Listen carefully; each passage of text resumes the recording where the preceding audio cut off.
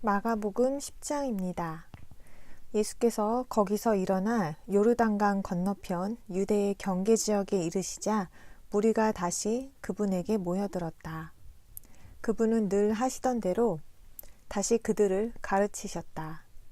그런데 바리새인들이 가까이 와서 그분을 시험하려고 남자가 아내와 이혼해도 되는지 물었다. 그러자 그분은 그들에게 모세는 당신들에게 무엇이라고 명했습니까? 하고 말씀하셨다. 그들이 대답했다. 모세는 이혼 증서를 써주고 아내와 이혼하는 것을 허용했습니다. 그러나 예수께서는 그들에게 말씀하셨다. 당신들의 마음이 완고하기 때문에 모세가 그 계명을 기록하여 당신들에게 준 것입니다. 그러나 창조의 시작부터 그분은 그들을 남자와 여자로 만드셨습니다. 그러므로 남자가 아버지와 어머니를 떠나 둘이 한 몸이 될 것입니다. 따라서 그들은 더 이상 둘이 아니라 한 몸입니다. 그러므로 하느님께서 짝지어 주신 것을 사람이 갈라놓아서는 안 됩니다. 다시 집에 있을 때에 제자들이 이 문제에 관해 그분에게 묻자 그분이 그들에게 말씀하셨다. 누구든지 아내와 이혼하고 다른 여자와 결혼하는 사람은 아내를 거슬러 간음하는 것입니다. 또 여자가 남편과 이혼하고 다른 사람과 결혼하면 그 여자는 간음하는 것입니다. 사람들이 그분에게 어린아이들을 데려와서 쓰다듬어 주시기를 바랐다. 그러나 제자들이 그들을 나무랐다.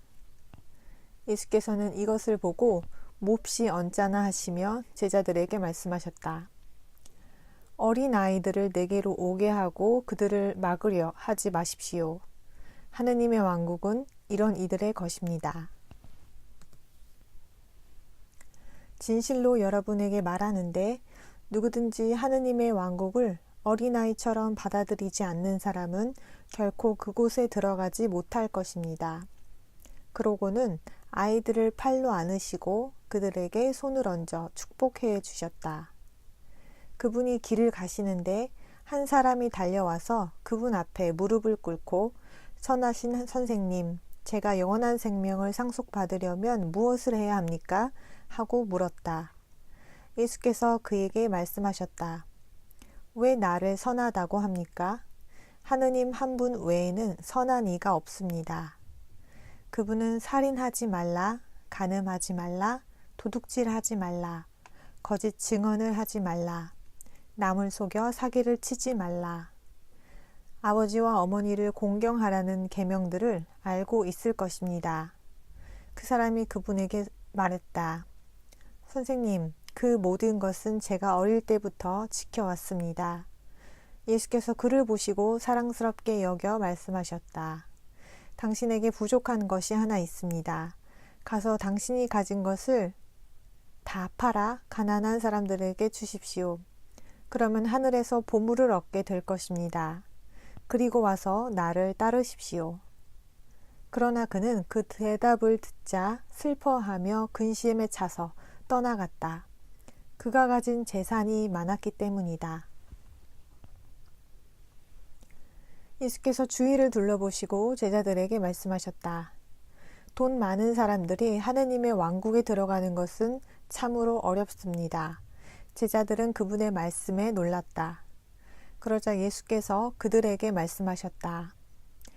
자녀들이여, 하느님의 왕국에 들어가는 것은 참으로 어렵습니다.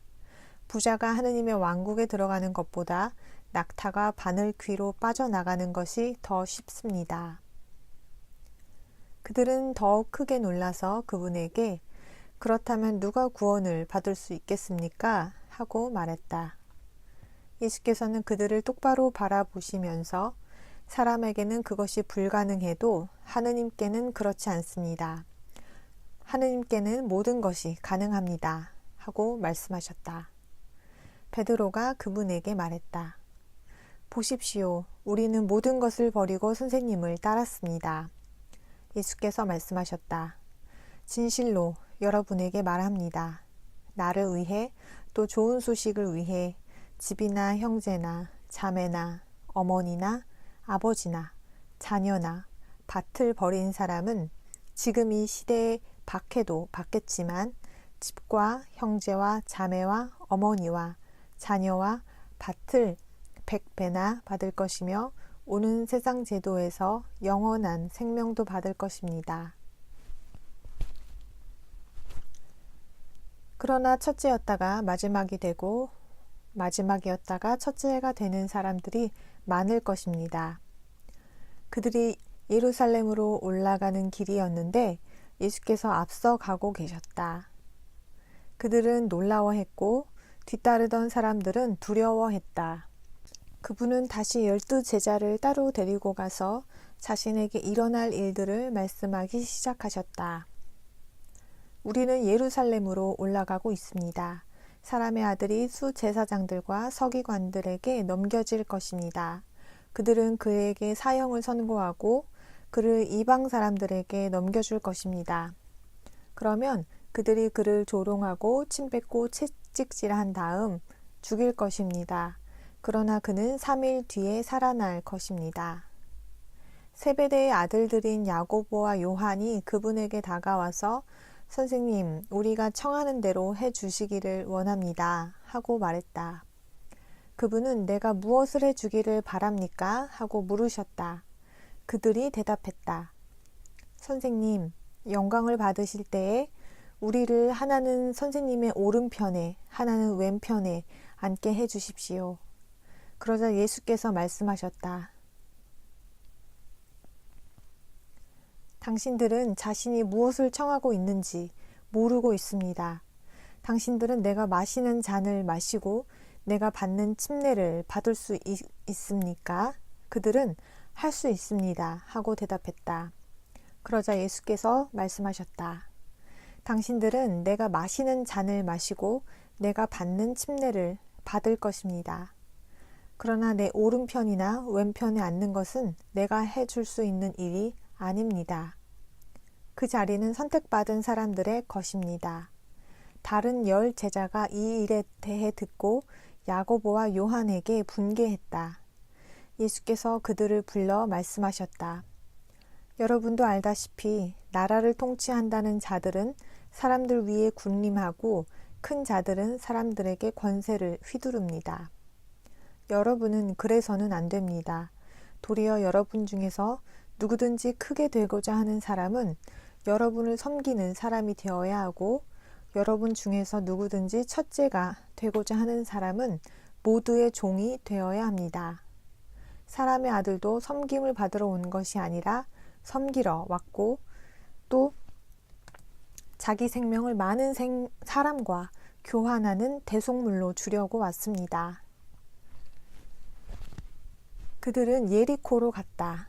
그런데 그분과 제자들과 많은 무리가 예리코에서 나갈 때에 바디메오, 디메오의 아들이라는 눈먼 거지가 길가에 앉아 있었다. 그는 나사렛 사람 예수에게 지나가신다는 말을 듣고 다윗의 아들 예수여, 저에게 자비를 베풀어 주십시오 하고 외치기 시작했다. 그래서 많은 사람이 그에게 조용히 하라고 꾸짖었으나 그는 계속 다윗의 아들이여 저에게 자비를 베풀어 주십시오 하고 더욱 외쳤다. 예수께서는 멈추어 서서 그를 불러 오십시오 하고 말씀하셨다. 그러자 그들이 눈먼 사람을 부르며 말했다. 용기를 내시오. 일어나시오. 저분이 당신을 부르시고 있소. 그는 겉옷을 벗어던지고 벌떡 일어나 예수께 갔다. 그러자 예수께서 내가 무엇을 해주기를 원합니까? 하고 물으셨다. 눈먼 사람은 랍보니 다시 볼 수 있게 해주십시오 하고 말했다. 예수께서는 그에게 가십시오. 당신의 믿음이 당신을 낫게 했습니다 하고 말씀하셨다. 그 즉시 그는 다시 보게 되었으며 그분을 따라 길을 가기 시작했다. 마가복음 11장입니다. 그들이 예루살렘 근처 곧 올리브산의 벳바게와 베다니 근처에 이르렀을 때 예수께서 제자들 가운데 둘을 보내며 말씀하셨다. 저기 보이는 마을로 들어가십시오. 그리로 들어가면 지금까지 아무도 탄 적이 없는 어린 나귀 한 마리가 매어 있는 것이 곧 눈에 띌 것입니다. 그것을 풀어 끌고 오십시오. 누가 왜 그러는 겁니까? 하고 묻거든 주께서 필요로 하시는데 곧 돌려보내실 것입니다. 라고 대답하십시오. 그들이 가서 보니 길가에 있는 어느 집 문 앞에 어린 나귀가 매어 있었다. 그래서 그것을 푸는데 거기 서 있던 사람들 중 몇이 뭘 하는 겁니까? 왜 그 어린 나귀를 풉니까? 하고 물었다. 예수께서 제자들이 일러주신 대로 말하자 그들은 막지 않았다.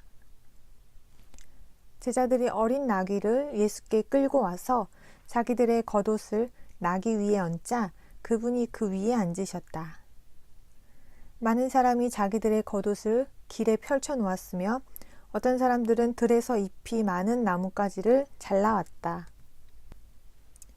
그리고 앞서가는 사람들과 뒤따르는 사람들이 계속 외쳤다. 부디 구원해 주십시오. 여호와의 이름으로 오시는 이는 축복받으신 분. 다가오는 우리 조상 다윗의 왕국은 축복받은 왕국. 부디 구원해 주십시오. 지극히 높은 곳에서 그분은 예루살렘으로 가서 성전에 들어가 모든 것을 둘러보셨다. 그리고 이미 늦은 시간이어서 12 제자와 함께 베다니로 나가셨다. 다음날 그들이 베다니를 떠날 때에 그분은 배가 고프셨다. 잎이 나 있는 무화과 나무를 멀리서 보시고 열매가 있을까 해서 가보셨는데 잎사귀 밖에 없었다. 무화과철이 아니었기 때문이다. 그러자 그분은 그 나무를 향해 다시는 아무도 너에게서 난 열매를 먹지 못할 것이다 하고 말씀하셨다. 그분의 제자들이 이 말씀을 듣고 있었다. 그리고 그들은 예루살렘으로 갔다. 거기서 그분은 성전에 들어가 성전에서 사고 파는 사람들을 쫓아내기 시작하셨으며 돈 바꿔주는 사람들의 상과 비둘기 파는 사람들의 의자를 뒤엎으셨다. 또한 아무도 성전을 가로질러 물건을 나르지 못하게 하셨다. 그분은 그들을 가르치며 말씀하셨다. 내 집은 모든 민족이 기도하는 집이라 불릴 것이다 라고 기록되어 있지 않습니까? 그런데 당신들은 이곳을 강도의 소굴로 만들었습니다. 이 말을 듣고 수제사장들과 서기관들은 그분을 죽일 방법을 찾기 시작했다. 모든 무리가 그분의 가르침에 감탄하는 것을 보고 그분을 두려워했던 것이다. 날이 저물자 그들은 도시 밖으로 나갔다. 이른 아침에 그들이 지나가다 보니 무화과 나무가 이미 뿌리째 말라 있었다. 베드로가 기억이 나서 그분에게 말했다. 라비, 보십시오. 선생님이 저주하신 무화과 나무가 말라버렸습니다. 그러자 예수께서 그들에게 말씀하셨다. 하느님을 믿으십시오. 진실로 여러분에게 말하는데 누구든지 이 산더러 들려서 바다에 던져져라 하고 말하고서 마음속으로 의심하지 않고 자기가 말한 대로 될 것이라고 믿으면 그대로 될 것입니다. 그러므로 여러분에게 말합니다. 여러분이 기도하고 청하는 것은 모두 이미 받았다고 믿으십시오. 그러면 그대로 이루어질 것입니다. 그리고 여러분이 서서 기도할 때에 누군가에게 반감이 있다면 모두 용서하십시오. 그래야 하늘에 계신 여러분의 아버지께서도 여러분의 잘못을 용서해 주실 것입니다. 그들은 다시 예루살렘으로 갔다. 그분이 성전에서 거니시는데 수제사장들과 서기관들과 장로들이 와서 그분에게 말했다. 당신은 무슨 권한으로 이런 일을 하는 것이요? 누가 당신에게 이런 일을 할 권한을 주었소? 예수께서 그들에게 말씀하셨다. 내가 여러분에게 한 가지 묻겠습니다. 여러분이 내게 대답하면 내가 무슨 권한으로 이런 일을 하는지 말해주겠습니다. 요한의 침례는 하늘에서 온 것입니까? 아니면 사람에게서 온 것입니까? 대답해 보십시오. 그러자 그들은 자기들끼리 의논하며 말했다. 만일 우리가 하늘에서 왔다고 하면 그러면 왜 그를 믿지 않았느냐 하고 말할 것이요. 그렇다고 사람에게서 왔다고 말할 수 있겠소? 무리가 모두 요한이 참으로 예언자였다고 여겼기 때문에 그들이 무리를 두려워했던 것이다. 그래서 그들은 예수께 모르겠소 하고 대답했다. 예수께서 말씀하셨다. 나도 무슨 권한으로 이런 일을 하는지 여러분에게 말하지 않겠습니다.